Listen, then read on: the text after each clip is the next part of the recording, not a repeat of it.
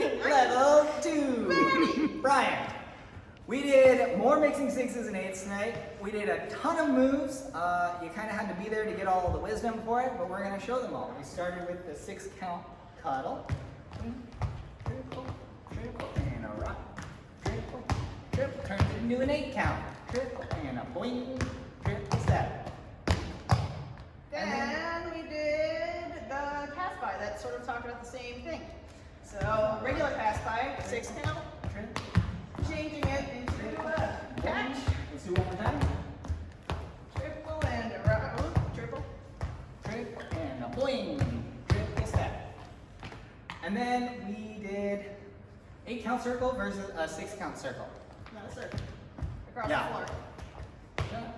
Triple. And the 6 count one was linear. Boom. We practiced doing them back and forth, sort of leader's choice. Leader's choice at the end, and you all rocked it, mixing those 6s and 8s. We danced a lot, and it was very fun. You did a great job. Goodbye. Woo!